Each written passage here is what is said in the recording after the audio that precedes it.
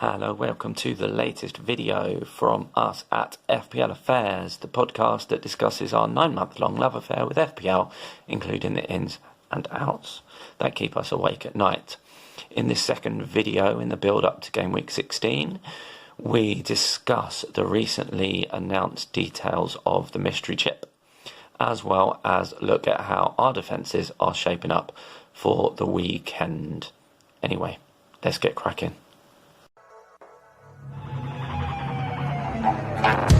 And there's Mo Salah. There goes Haaland. He's on his way again. He's hungry. He's scored. Ice-cold precision from Palmer. Kayo Saka. That is a diamond of a goal.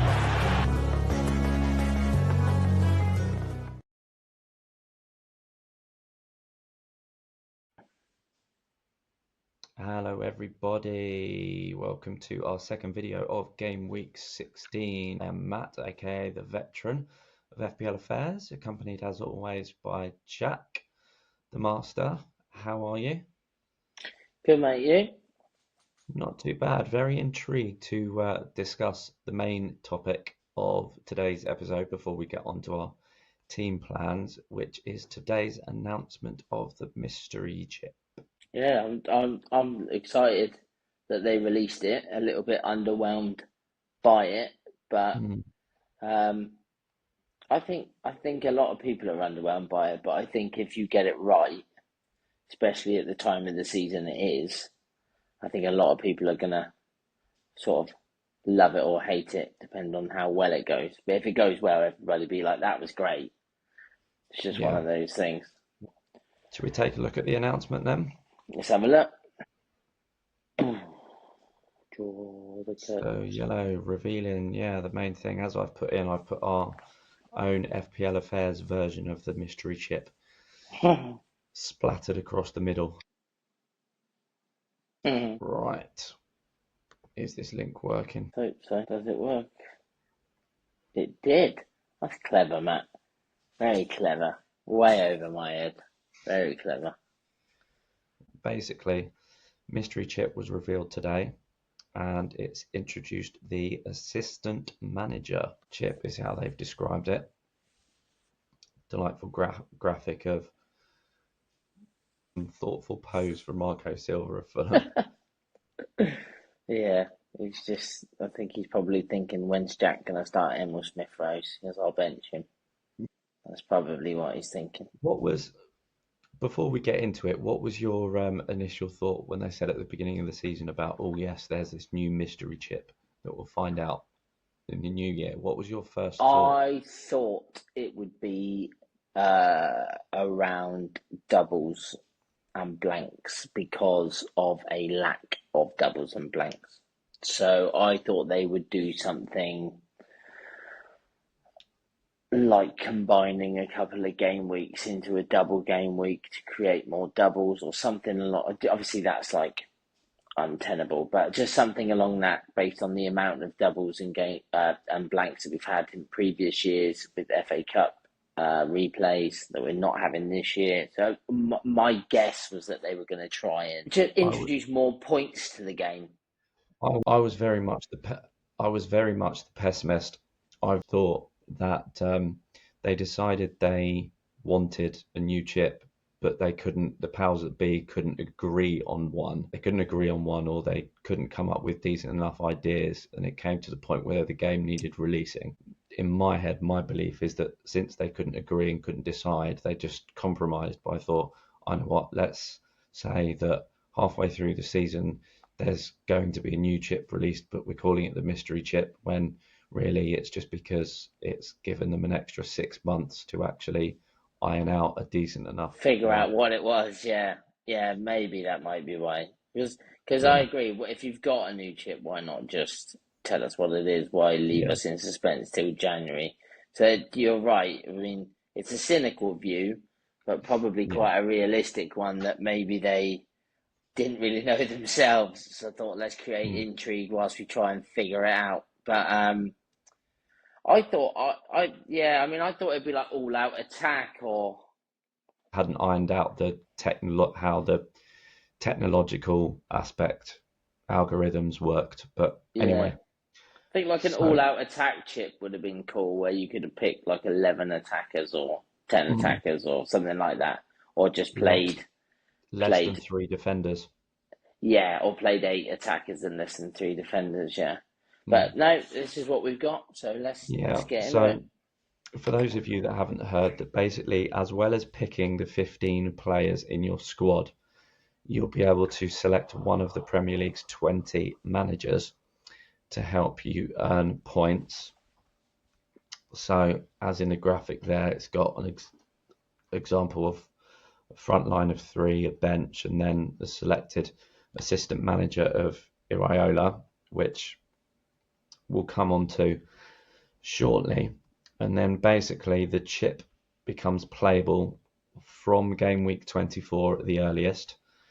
And when you activate it, that the assistant manager, the manager you choose, you'll have for 3 successive game weeks. And they'll get you 6 points for a win if their club wins, 3 if they draw, 2 for a clean sheet, and 1 point for every goal scored. So would you play a more safe option of backing Arne Slot for hat-trick of victories for Liverpool? An example they've given, 2-0 win would be worth 10 points in total, and you could potentially have 3 of those in a row. But the added spin on it to save people, let's all just go for Arne Slot. I like this bit. I like this bit. I like this bit. I think this bit's clever. Yeah, is if you pick a manager that faces a club ranked at least 5 places higher in the Premier League table at the start of the game week, there's a possibility of greater rewards. So you get an extra 10 points for a win, which would mean 16 points if they won, or an additional 5 points for a draw, so 8 in total. Obviously, with the goal points and the clean sheet points to be added on top of that as well, so there's potential for quite a few points there. So what are your first thoughts? If you go to the official Premier League website, you'll find this article as well as some questions that they've got and how managers are standing at the moment. So what's your first thoughts? So it's interesting that Areola's on there and Maresca's on there, and I like a mid-table team. Again, in previous videos, talking about Fulham and Bournemouth with nice fixtures, or I'd like to try and get those 10 points of playing 5 teams above you. So if, let's say, Fulham are in 9th and let's say Bournemouth are in 9th and Tottenham by some miracle are in 4th, that would be a nice game to have Bournemouth Areola for, wouldn't it? What I think actually might be useful discussing this would be, I'll put the fixture ticker up for game weeks 24 to 26, because it's a game week 24 was the earliest you could use it. So if you were eager to jump on and use them straight away, here's the fixture ticker for those 3 weeks. So in my mind straight away, I've got 4 teams that I'm thinking about using it on straight away. One of those is Aston Villa, based on their league form versus their potential sort of results. Bournemouth, Fulham, and Brentford and Brighton. So because they're not, obviously the league is quite tight at the moment, but by then you'd like to think it had spread it out and found its feet a little bit. I think Man United are some to keep an eye on if they were to have find a bit of form. Because for me, I want to, if I'm going to be playing the chip, And over the 3 weeks, I'm going to want at least 2 chances of those extra 10 points, I think. Mm. It depends on your rank as well at the time, because if you've got a nice high rank, say you're in the top 50, top 100k, you don't necessarily need to punt on let's say in this one, Bournemouth, who have got Liverpool 5 spaces above them, and then they've got Southampton and Wolves. So that would be a nice Mm. option for those that are quite happy with their rank but want to have a go. Bournemouth have got a chance against Liverpool, maybe to nick a draw. It's at home. Then they've got Southampton away. You'd like to think that they win that. And then they've got Wolves at home. You'd like to think they win that. So Bournemouth, those 3 fixtures are the type of 3 fixtures that you'd be playing it safe. Yeah. Same with Aston Villa, for example. We've got Wolves away, Ipswich at home, and Chelsea at home. Chelsea may be 5 places above them by that point. It would be close with that one, but they may be. And then you've got Fulham, who have got Newcastle, Forest, and Palace. They're probably not going to be 5 places above them. So that's more. So that's just a bit of a safe pick. So if that's the case, then you just as well go for a Liverpool at that point. So I think it all depends on how much risk you want to take. I think you're either going to go with a top team like a Liverpool or an Arsenal, who, I mean, like Liverpool, look, have got Bournemouth, Wolves, and City. They're all going to be below them. West Ham there have potential with Chelsea and Arsenal, both 5 points above them, but 5 places above them. But I don't see them winning those games. And so it all depends on your appetite for risk. I think you need to try and find a balance. And again, a lot can change between now and then.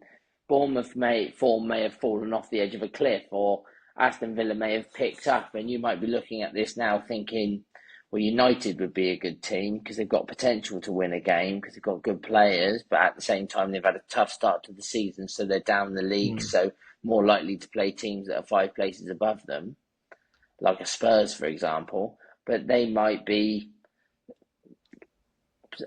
people might laugh at this, but they might have hit a vein of form between 16, 17, 18, 19, 20, 21, 22, and they might be up there fighting for European places. So I wouldn't necessarily look at this for probably game week 2021. I'd probably start looking at this. Yeah. I mean, because the league can change a lot, and it's quite tight, isn't it, the league at the and moment? to be honest, looking at these fixtures, none of those really appeal to me for jumping on the chip straight away when it's released, because for me, I would be looking for a point of the season where you've got, again, as you've said, a mid-table team that's, so there's scope above them. And I'd like to find a mid-table team that's maybe got 2 home fixtures against teams that are 5 places above them, but not necessarily the Champions League teams. Yeah. So Yeah. the way this season's gone at the moment, I'd actually be keeping an eye out on Brentford's home fixtures, and to see when they've got 2 home fixtures sandwiching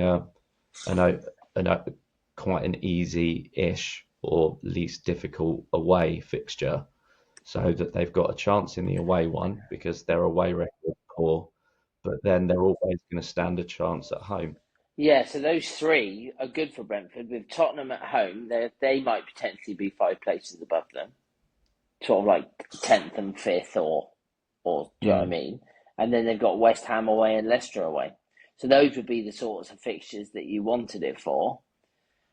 For me, I would just like, maybe if Brentford were going Tottenham at home, West Ham away, and then, I don't know, Brighton at home, yeah, something like that, where they're going to play 2 teams that are 5 places above them that they have a real chance against. Maybe if we open it up 24-30 or something. Also, what I would point out is you'll be using other chips then. I don't know if you can use the chip at the same time as other chips. I tell you what, Southampton are a punt, aren't they? I know, obviously, a real punt because they're rubbish. But you could, if you were, if Ipswich and Leicester, for example, were looking better, like Leicester would be an option for me based on their fixtures. So I actually think they might come good under Ruud van Nistelrooy. They probably won't keep many clean sheets, but I think they'll stay. I think they'll stay up. Palace will be another option.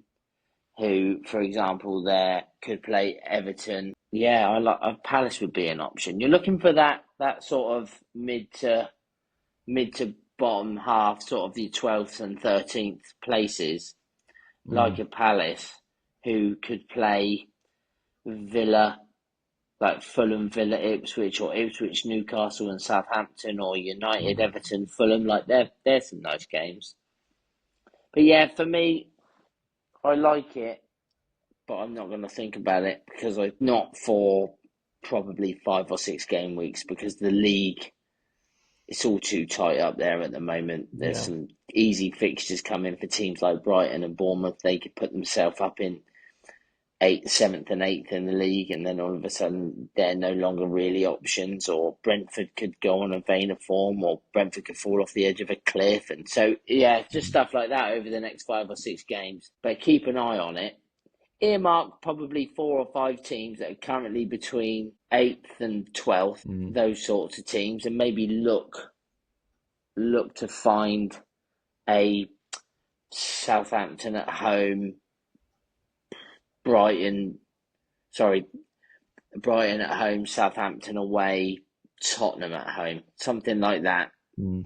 I would definitely be looking for, personally, as I think I said, I don't want to repeat myself too much, but just to sort of round off the sort of first impressions of it, because of the increased number of points available if they're victorious against teams higher up the table, I would definitely be looking at amongst the fixture list for the mid-table teams who've got perhaps 2 fixtures at home against clubs that are 5 places plus above them, that sandwich an away fixture against one of the teams that's below them. I think that's probably the type of fixture bracket you're looking at.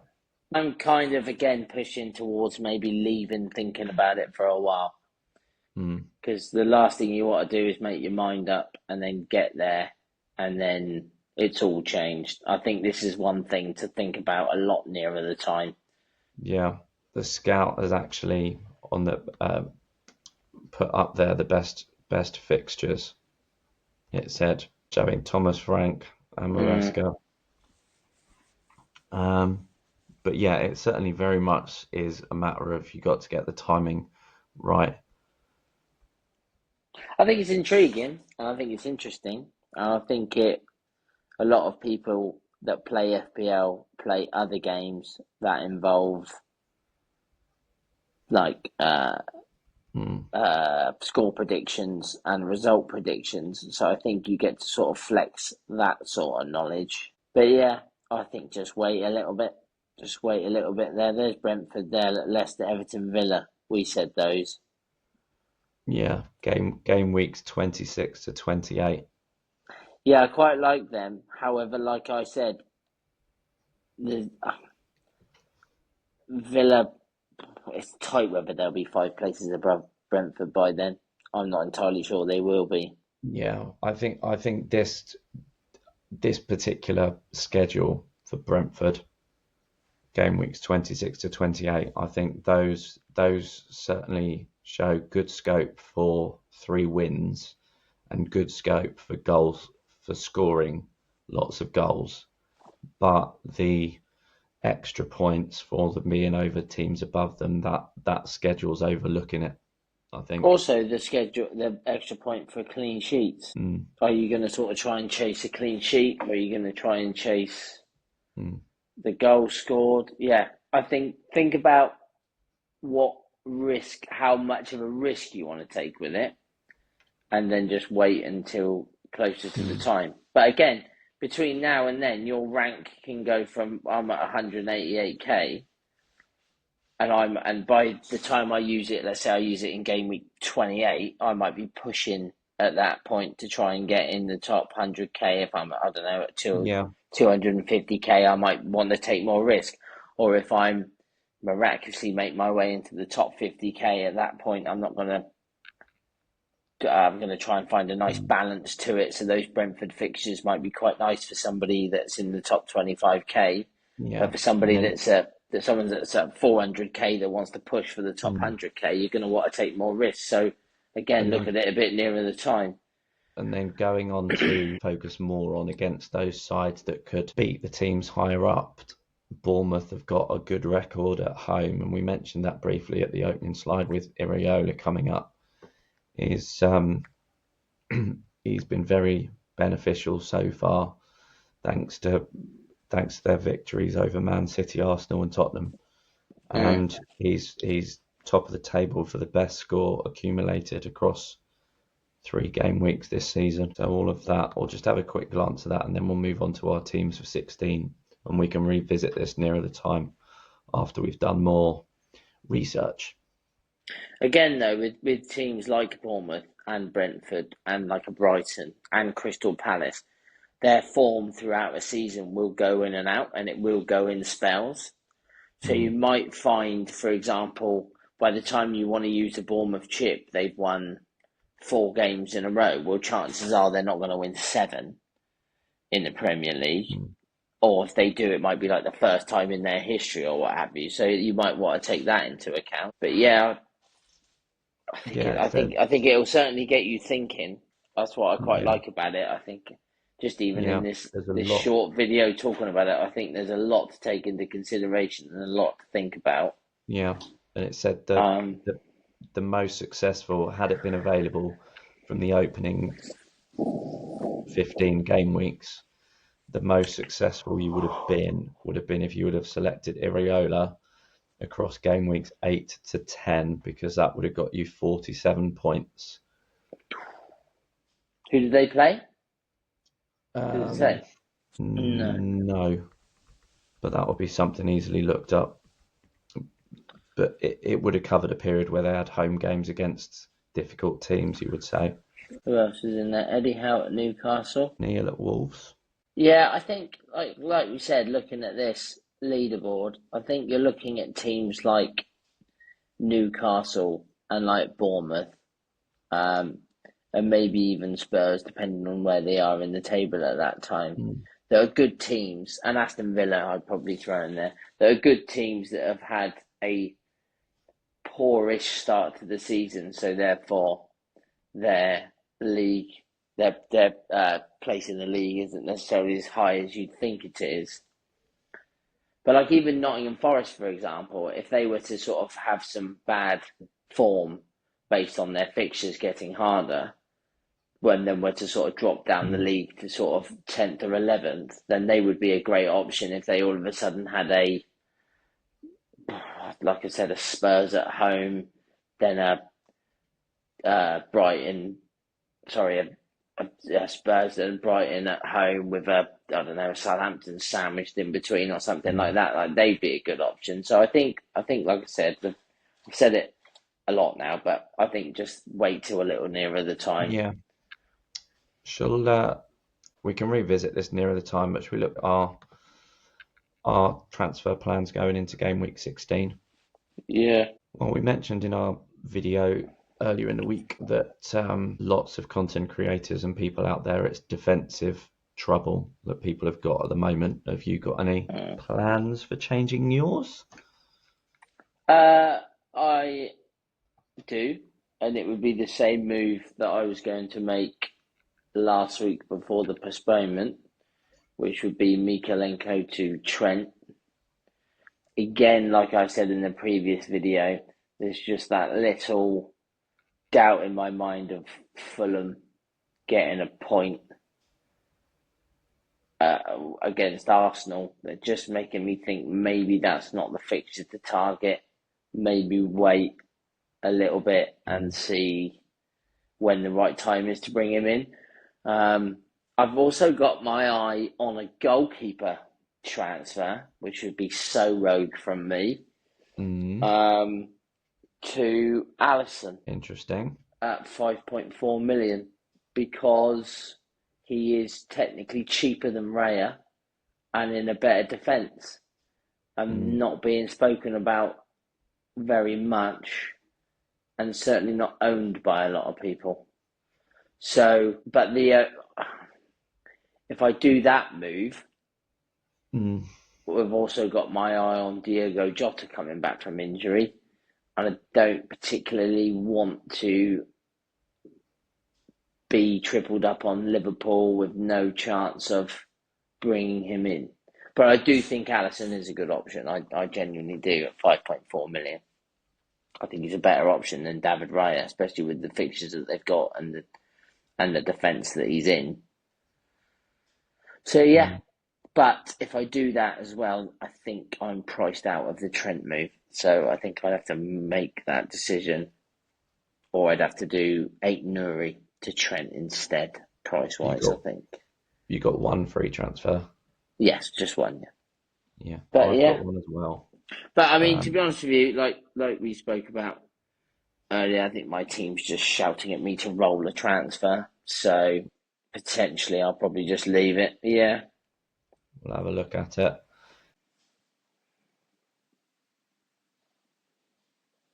This is your bus team at the moment. Do you want to read it out? Yeah, Flecken in goal. With Chelsea away, 8 Nuri with Ipswich at home. Lewis Hall with Leicester at home. Gabriel with Everton at home. Cole Palmer is currently suggested as captain with Brentford at home. Salah at Fulham at home. Saka with Everton at home. Gordon with Leicester at home. Strand Larson with Ipswich at home. Chris Wood with Villa at home. And Nicholas Jackson with Brentford at home. And I've just realised that my entire team are playing at home apart from Mark Flecken. So that is a very nice team. So my only consideration to make a defender move will be based on Gabriel news, and to see that he's not in the squad this evening in Europe can tell me something, or it could tell me absolutely nothing. Arteta will probably come out in the press conference and say, don't know, because he always does. So yeah, my move, if he was out, would be Mykolenko to Trent to basically bench him. But at the same time, if he's not, there's nothing wrong with that team whatsoever, is there really? Apart from the goalkeeper. The goalkeeper's just annoying me. Flecken's just annoying. He's had one clean sheet all season.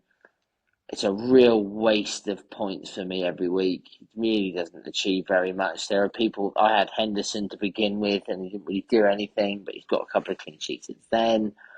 I think Brentford arguably have the worst defensive record in the league, apart from obviously teams such as Southampton. So, yeah, bit frustrated with him.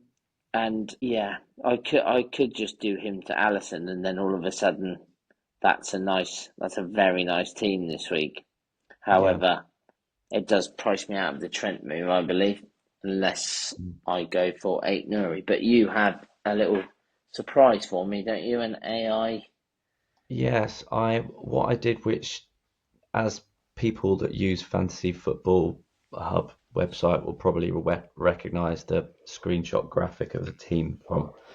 They do have an AI tool, and I have managed to put Jack's team in and get what the AI recommended transfer is for yours. So I do look at it sometimes, but very rarely. Your prediction is Mykolenko to Trent. Is that correct?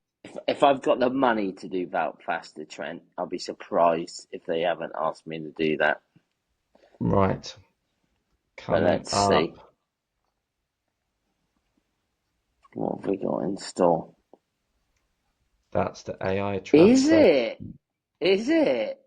Yeah. Strand Larson to Isak for those of you that are listening.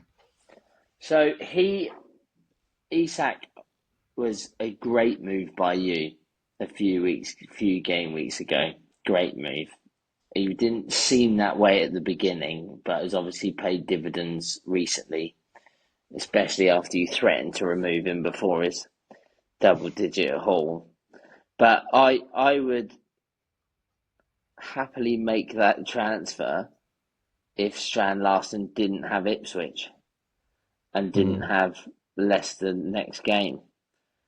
So yeah, I that's a very good move. But again, that basically takes it on. That doesn't take into account other moves, and then that would mm. just price me out of pretty much all the other things I want to do. But it's certainly not a bad idea, is it? That's for sure. No, not at all. So at the moment, you're still undecided, might make either goalkeeper move Yeah, or I defender don't move. think. Well, I mean, other things have been like Chris Wood to João Pedro or Strand Larsen to João Pedro. I did have a little look at Pedro Porro as well because he's playing Southampton.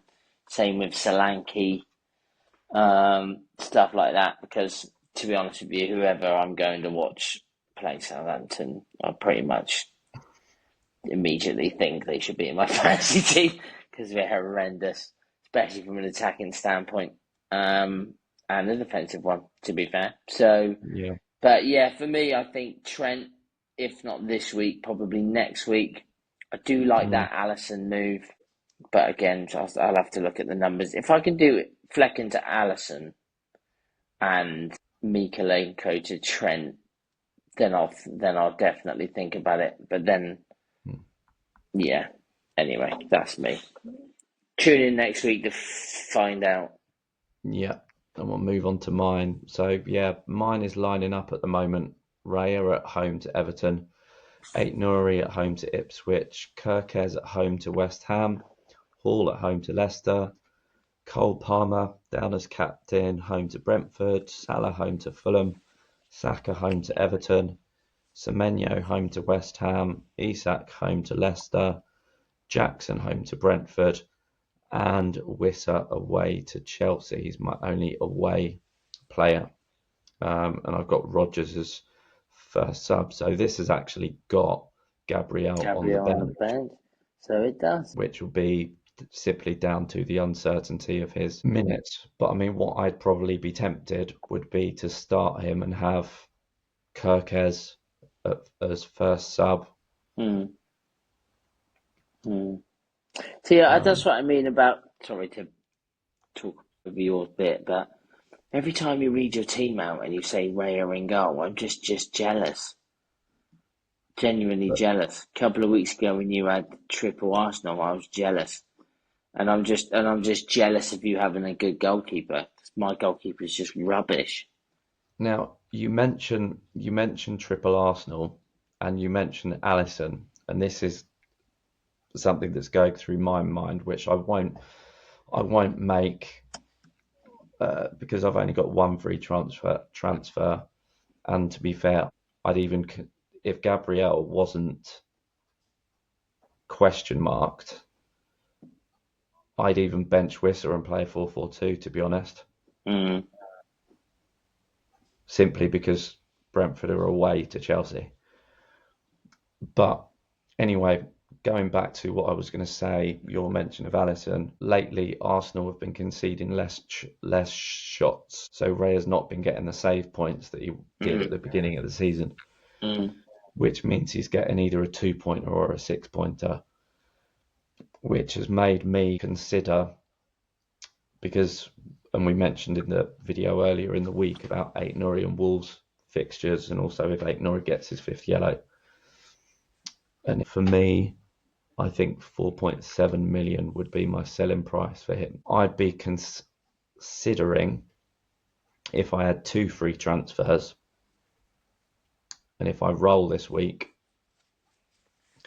would be possibly to change Raya to somebody else and upgrade Ait Nouri to Timber. Okay. So I'd have Timber and Gabriel and Okay. Saka as my Arsenal triple up, Mm. because Timber's got more upside than Raya. Mm. The problem Mm. is by doing that, I would have 4.8 million for a goalkeeper, which is how much Sanchez costs at the moment. Mm. I doubt he'll go up. Goalkeepers tend not to change in value unless he's due a price rise.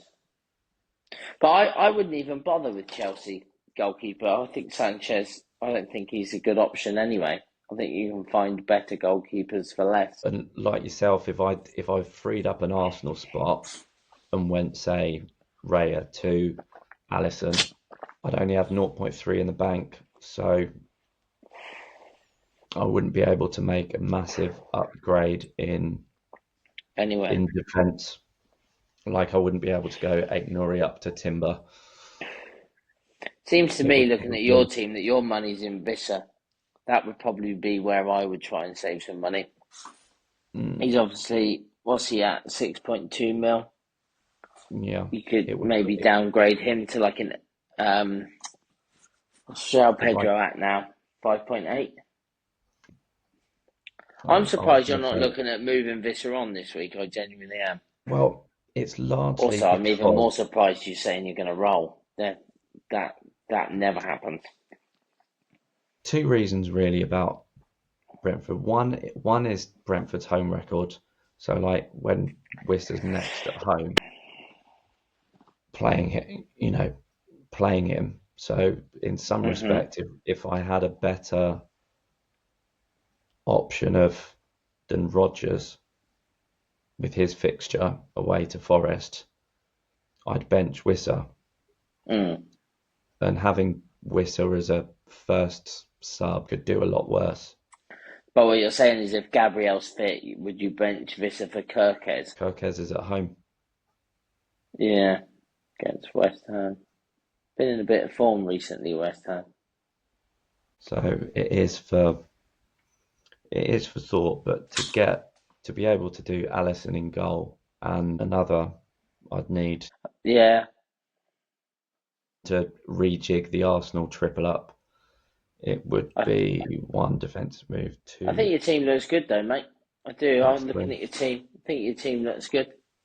I think I Do you want think to have a do you want to have a go on. guess at what the recommended transfer on the How much is hub? in your bank? How much is in zero your point bank? 0.2. You got 0.2 million. Yeah. It's going to tell you to roll, or it's going to tell you to change Gabrielle. Which are you going with? Roll. Game Bosh. week 16. AA transfer recommended. We recommended making no transfer this Yeah, week. yeah, because you're in good shape, mate. Genuinely, you're in good shape, and I think if you were to roll, then that would tee you up to take a hit next week, knowing you. But yeah, no, it would tee you up. It would tee you up to make some better moves and some bigger moves. Do you know what I mean? To make some money and spend some money. Yeah, Normally, what people do with two free transfers. with 0.2 in the bank, it would enable me to do a clearer adjustment of funds, whether And I no one wanted needs to to. go, do they? No one needs to be transferred out. That's kind of the position I'm in at the moment. No one needs to go. I mean, obviously, if Gabrielle's injured, then I'll probably have to make a defender move. And that's But very yeah. much that he's in training, but not necessarily full training with the rest of the squad. Well, So last week on Friday, I read that Gabrielle and Calafiori were back in training but doing individual work. Then neither of them made the squad at the weekend, so I thought, oh, well, they obviously weren't fit enough. Then neither of them made the squad tonight in the Champions League, from what I've seen. So they're clearly not ready, but then at the same time, are they maybe just trying to get through tonight without them to play them at the weekend? We just don't know. What I'm hoping for is photos of Gabrielle in training over the next couple of days. Because as far as I'm concerned, if he's in training, he will start. Because I just so think who Arteta would will be pushing. who would you? I'm just going to briefly go back to because you had Gabrielle on in your Yeah, team, didn't you? yeah. Looking briefly back at mine, and as I said, I'd even consider a back four. if I start with a back three, would you put Gabriel in the starting lineup and because I feel inclined to actually put him in, because if he doesn't start, he's not going to come off the bench. No, no, definitely. That's for sure. I'm saying that he'll get his first ever cameo. But yeah, no, I agree. That's what I would do. It's a That's matter of definitely what who. I would do. It would be a matter of who to bench. I wouldn't bench Visser. I don't think Chelsea are very good defensively. I know Brentford's away form's poor and what have you, Yeah, but I think Brentford are still a very good attack. I would genuinely toss a coin between Kirkes and Visser because I think it's really tight. But something about playing a 4-4-2 would just upset my eyes. So yeah. I would probably bench Kirkes just purely Well, based on that. and also the way defending has been this season and how scarce Clean you sheet's see a been clean West Ham, sheet. yeah, You've got more upside as a forward away to Chelsea than you have in definitely. a home fixture, and especially with the way Bowen's playing at the moment for West Yeah, Ham. West Ham, yeah, definitely in a vein of form, aren't they? So yeah, Yeah, there we well, go. yeah, let's get back to. Oh yeah, so thank you to the Fantasy Football Hub for their images and useful Yeah, facilities. and the FPL Premier League page for letting us. Yeah, Yeah, exactly. I'll post the link, the direct link to the page about the website. I'll put that in the comments to this video for you to be able to get straight there. I am definitely getting even croakier, so I'm probably drinking more and more. But any comments, first thoughts, please let us know your first impressions of the mystery chips yeah. announcement of, Anything we've missed, anything you disagree with, yeah. Please leave a comment. yeah, FPL Affairs on x.com, Fantasy Premier League FPL 1 group on Facebook, and YouTube channel at FPL Affairs, and the Spotify mixture along the bottom. But yeah, so we shall see. Jack's got either goalkeeper move eyed up or Trent eyed up, or would he even go for the AI Hub Isak, recommended? yeah, Isak move. And Yeah. I am probably, and I will say, this is probably the most likely this season, looking at how the team's shaping up, I am to actually roll. I just know Friday afternoon you're going to send me a message with a hit planned or something like that, or like I've been doing some planning and I'm gonna do I would deserve a red for that if I've got 10 players playing at home yeah and I take a hit, and the fact that the defenders I've got have actually got decent home fixtures as yeah well. they have I yeah. would deserve a red if I took a hit on the way the team's shaping up. I love how we did a video on defensive dilemmas and neither of us really have defensive dilemmas either. I think that's quite funny. It Apart from is, Gabrielle, but yeah. it is, but it was just a matter of loads of people out there seem to have defensive dilemmas, and the respective players, the Yeah, well, main it's ones obviously out there we fixtures don't have. fixtures coming up as well, isn't it? Like this week's Mm. obviously a nice one. It's all landed nicely, but normally you find these weeks are your lowest scoring ones anyway. So we'll see. But thanks for watching. Yeah, thanks for watching, everybody. And all that's left to say is keep your FPL affairs under wraps until after the deadline, in which case you can screenshot your team and post it all over social media. Thank you very much for watching. Bye bye. Bye bye.